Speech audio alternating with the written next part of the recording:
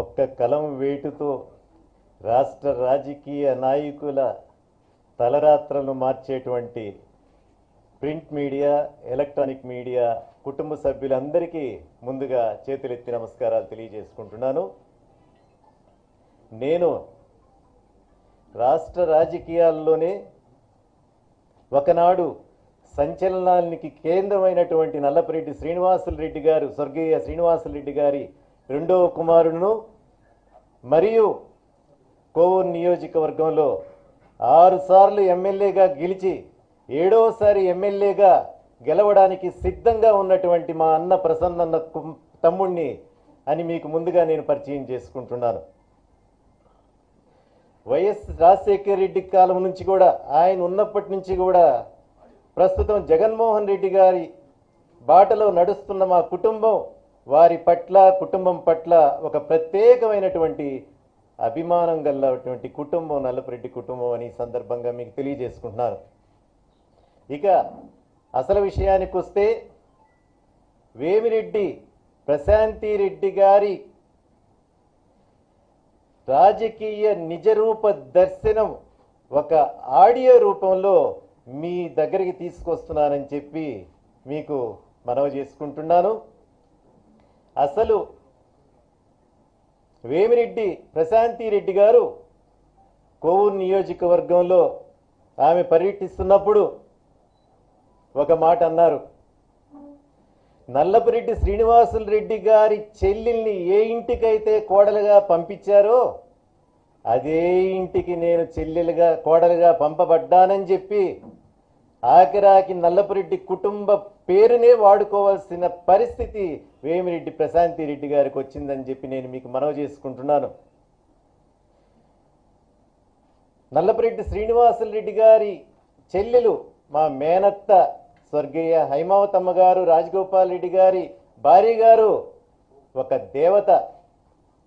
అసలు వేమిరెడ్డి ప్రశాంతి రెడ్డి గారు స్వర్గీయ నల్లపరెడ్డి శ్రీనివాసులరెడ్డి గారి నామాన్ని కానీ, పేరును కానీ, హైమావతమ్మ గారి పేరును కానీ ఉచ్చరించే అర్హత కూడా ప్రశాంతి రెడ్డి గారికి లేదని చెప్పి నేను ఈ సందర్భంగా మీకు మనవి చేసుకుంటున్నాను.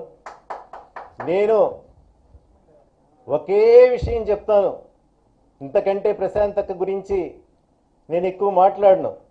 మాట్లాడితే శ్రీధర్ రెడ్డి గారు ఒక మాట అనొచ్చు, మీ సోదరి కదా అని. నాయనా, సోదరే కాదను, ఆ సోదరిని మీకు దత్తత ఇస్తాం, మీరు తీసుకోండి, మీకు ఏకండి అని చెప్పి నేను కోటమిరెడ్డి శ్రీధర్ రెడ్డి గారిని కోరుకుంటున్నాను. అసలు వాస్తవం చెప్పాలంటే రాజకీయ నేపథ్యం గల కుటుంబాలలో నల్లపరెడ్డి కానీ, ఆనం కానీ ఉండి తరతరాలుగా వస్తున్న కుటుంబాలలో అన్నదమ్ముల మధ్య చిన్న చిన్న పొరపచ్చాలు వచ్చినట్టు నటిస్తామే కానీ అవన్నీ నిజం కాదు. వాస్తవంగా మా మధ్య ఎలాంటి విభేదాలు లేవని చెప్పి నేను మీకు తెలియజేసుకుంటున్నాను. ఈ విషయం తెలియని ప్రశాంతి రెడ్డి గారు నేను మా అన్నకు వ్యతిరేకం అని చెప్పి ఫిబ్రవరి 16వ తేదీన నాకు ఫోన్ చేయడం జరిగింది. రాజేంద్ర, తెలుగుదేశం పార్టీ నాయకులు, అధిష్టానం నా వెనకబడుతున్నారు, నేనైతే కోవూరు నియోజకవర్గానికి బాగుంటుందని గెలుస్తావమ్మా అని చెప్పి అడుగుతున్నారు, మీరేమంటారమ్మా అని అన్నారు. వేమిరెడ్డి ప్రశాంతి రెడ్డి గారు నా మీద ప్రేమతోనో, అన్న మీద ప్రేమతోనో కాదు, అన్న మీద పోటీ చేసినప్పుడు నా అభిప్రాయం కోరి, నా మద్దతు కోరాలనే ఉద్దేశంతో ఆమె నాకు ఫోన్ చేశారని చెప్పి ఈ సందర్భంగా మీకు తెలియజేసుకుంటున్నాను.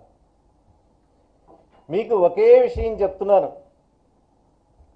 ప్రశాంతి రెడ్డి గారి యొక్క అంతర్గత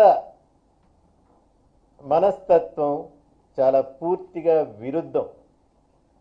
ఈరోజు సోమిరెడ్డి ప్రశాంతి రెడ్డి గారి నుంచి వేమిరెడ్డి ప్రశాంతి రెడ్డి గారి గురించి మారిన ప్రశాంతమ్మ గురించి నేను ఒకటే మాట చెప్తున్నాను.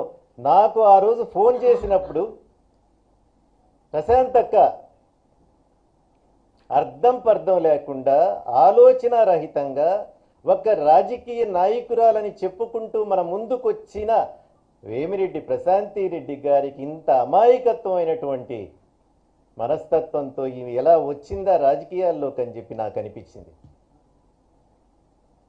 తెలుగుదేశం పార్టీ నాయకుల గురించి, వైఎస్ఆర్సీపీ పార్టీ నాయకుల గురించి, పెద్ద పెద్ద నాయకుల గురించి కూడా అమాయకత్వంగా వాళ్ళని ఎంత చిన్న చూపు చూసి కరివేపాకులాగా విసిరిపారేసిందంటే నేను చెప్పే వీడియో గురించి మీకు అర్థమవుతుంది.